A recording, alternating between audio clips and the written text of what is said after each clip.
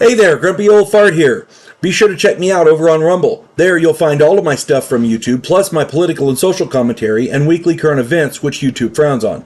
Links to my Rumble channel, as well as my other YouTube channels, and links to let you order my books are in the description of this video. If you enjoy my content, please like, subscribe, share, and comment. I welcome your comments, even if you disagree with me. Now, on with the video. Hey there, Grumpy Old Fart here. I'm doing something new here. Years ago, I did a video titled Bigfoot and UFOs. And in that video, I said that I wasn't going to really do Bigfoot or UFOs because they weren't real. At least there wasn't proof of them being real. I actually do believe that Bigfoot could possibly be out there. I'm not discounting it. After all, they find all kinds of stuff that we think couldn't exist. They found giant, octopi, whatever you want to call them, giant squids. They found those around Japan, if I'm not mistaken. And they found another kind of a whale. In Vietnam, they found an antelope that could breathe through the top of its head. It hides in rivers. And they found this in 1975, where we had just fought a war. Nobody saw them. Nobody knew they were there. Okay. Turns out the locals knew, but they weren't telling nobody because they didn't think it was. They didn't think it was anything special. In the early 1900s, they caught a fish off of the coast of Africa, and it was called a coelacanth. That fish was supposedly extinct for 65 million years. Ugliest damn fish you ever saw. Turns out the locals have been catching them for years, just nobody bothered to tell us. Because, we're not important to them. They're more worried about making, oh, look, it's a fish, we can eat it. They don't care what it is. And rightly so. Why would they care? Do they taste good? That's their concern. But shortly after that video, the Navy announced that UFOs were real. So I started doing UFO videos. And I started doing videos that go back and look at older UFO cases, because now we have to look at them with a different eye. Because if the UFOs really are real, then maybe these people aren't the crazy nuts everybody thinks they are. Okay, whenever I do a UFO video, I try to make videos that have some semblance of logic with some corroboration. More than one person saw it, from different locations. There's physical evidence, either the person's sick or has marks or whatever. They find implants, something, anything, some kind of corroborating proof. Okay, that's the UFO stories I like to do. UFO stories about, Billy Bob in a backyard who saw a light in the sky, or a craft that he didn't get videotape of or whatever. Yeah, they're a dime a dozen. You can find millions of those.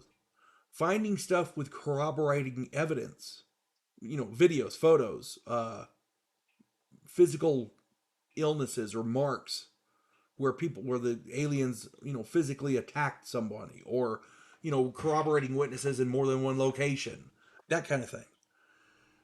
They're hard to come by. They are hard to come by. So I'm adding a new category. There are tons of people talking about Bigfoot these days. So I'm going to go back and try to look at older cryptid cases. Not just Bigfoot, but other cryptids. Because believe it or not, there's lots of them out there. I've done a few videos on the different kinds of cryptids that people are seeing around the world. People are talking about, people are reporting.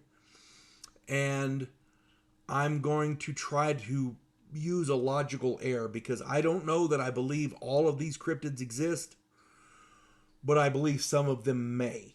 And I'm not saying I have proof in any way, shape, form, or fashion. The government has not come out and said that Bigfoot is real. They haven't done that. So take that with a grain of salt. What I'm going to do is I'm going to go through and I'm going to talk about these cryptids, hopefully in a different light. And if I find stories where there's some corroborating evidence that people can't dismiss, I'm going to put that in there too. Okay? So here we go. Cryptid encounters. I'm doing the big bad one first. Mr. The granddaddy himself, Mr. Bigfoot. A 911 call was made to a rural call center in Washington State in 1997. In the call, a frightened man was reporting a man walking around in his backyard. His sensor light came on and he glanced up to see something running across the yard, so he called 911. He said the dogs were going crazy. As he was talking to the 911 operator, the creature stepped out and stared at him. He said it was a large man-like creature, 6 to 7, something like that, feet tall, huge individual. The dude was scared to death. You could hear it in his voice. He was pleading, send someone, send somebody out here. That kind of thing. On the east flank of Mount St. Helens is a narrow gorge called Ape Canyon. It got its name from a battle that took place there in 1924. A group of gold prospectors had an all-night battle with a group of 7-foot-tall ape-like humanoids. The animals attacked them by throwing logs and boulders at their cabin, and the men shot at them with their rifles.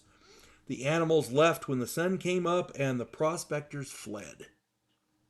Since then, that whole area has been known as Ape Canyon.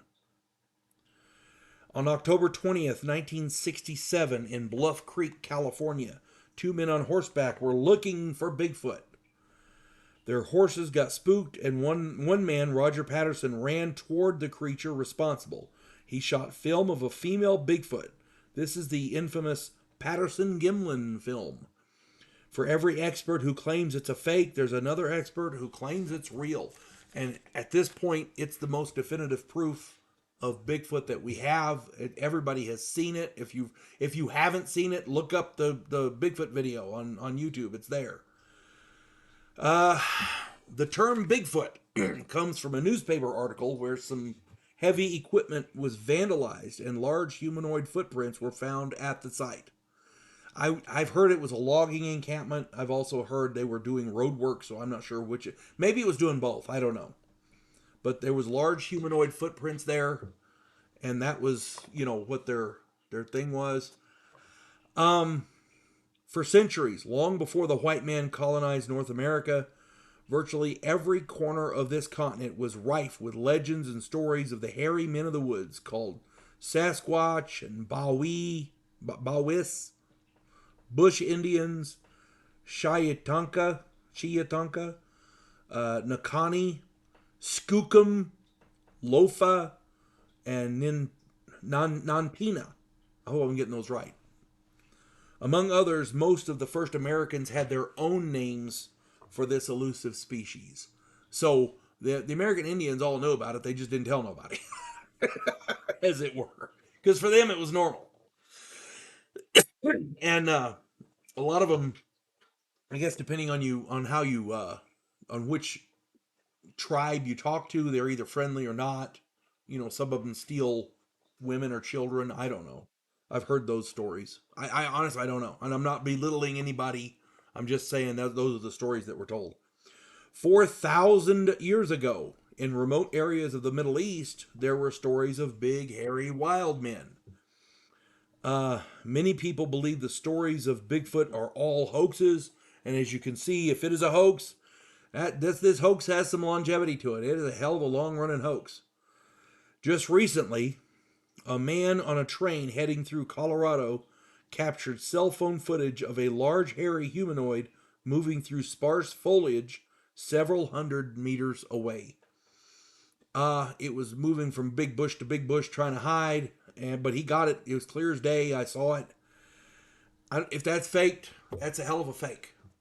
I saw a video the other day of some family that were out target shooting in the woods, and they're shooting shotguns and 22s and like that. It's just for family, for fun, nothing major. And on the right, up in the corner, you see a hairy individual jump up and run off into the, down the, through the grass area there, through the trees. I mean, that looked crazy. If it was faked, they did a good job of it. That's all I'm saying. Back in the 30s or 40s, 2 railroad workers captured a hairy humanoid child, a small one. They nicknamed it Jocko. And they took it over to the sheriff, who stuck the thing in a cell for safety. Figured they were going to try to, because he kept trying to run off. And they stuck it in a cell, and they were going to hold it and try to sort out the situation. Well, by morning, It was gone. It bent the bars and headed out that way, squeezed through the bars or whatever, and it left. But that's a clear case, Jocko. Any way you want to look at it, the Bigfoot phenomena, the Bigfoot theory, the Bigfoot, I don't know. If it's a hoax, like I said, it's a long-running hoax. Whatever the situation may be, I think, as a matter of fact, what is it? Lloyd Pye had a wonderful lecture on this called "Everything You Know Is Wrong," and in that he talks about Bigfoot being an ancestor of early man, the hominids, different because there's different types, and if that's the case, these things don't want nothing to do with humans, and they're hiding in the woods, and it makes sense. It really does. He also makes a good point. The best trackers in the world know their stuff. They can identify. They can look at one track and tell you 100 things about what made that track, the species, what it ate that morning. Blah blah blah blah. You know, they're expert trackers. They're used in legal cases, court cases. They're just brilliant. Until it comes to these Bigfoot tracks that they can't say, well, what's going on there? You know, because suddenly now they don't know what they're talking about. They're wrong about those. You know.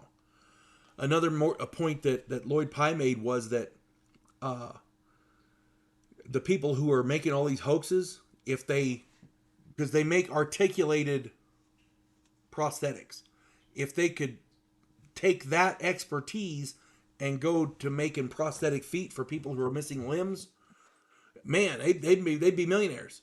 But no, they're out here in the woods making hoaxes. You see what I'm saying? It's stupid. They cannot possibly all be hoaxes. It's just not possible. Now, are there hoaxers? Absolutely. There are absolutely hoaxers out there. But they can't all be hoaxes. That's what it's like the UFO thing. They can't all be hoaxes. They can't all be crazy. They can't all be on drugs, drunk or whatever. For my part, there are too many witnesses of too many high caliber witnesses, people with something to lose if they come forward to this. Yet they're coming forward. They have nothing to gain. They're not making any money. There used to be a program there. The program is still there. It's called Coast to Coast AM. There was a guest who had a recording of what they considered a Bigfoot scream, screech, howl, whatever you want to talk about it. If you have not heard it, go find the Bigfoot screech from Coast to Coast AM. Art Bell was the host, and oh my God, that thing will send shivers up your spine. It's not human. People have done a sound analysis of it. It's not human. There's no humanoid like an ape or anything. They don't make noises like that. You got to listen to that thing. It's fucking terrifying. Okay, pardon my French. It is terrifying. My point here is, if there is a such thing as a cryptid, I'm going to start doing these videos. I think Bigfoot could conceivably be real because there's lots of areas that Bigfoot could survive in and stay hidden. There's not apparently one Bigfoot. There are families of them, and they're all over. So, in Florida, they got the skunk ape. All through the South, they call them boogers. They got the Sasquatch in the Northwest. The Boggy Creek monster down around Arkansas, and by the way, which is moving into through Texas into New Mexico. Apparently, they're migrating. It's got 3 toes. I mean, there's things out there we can't identify.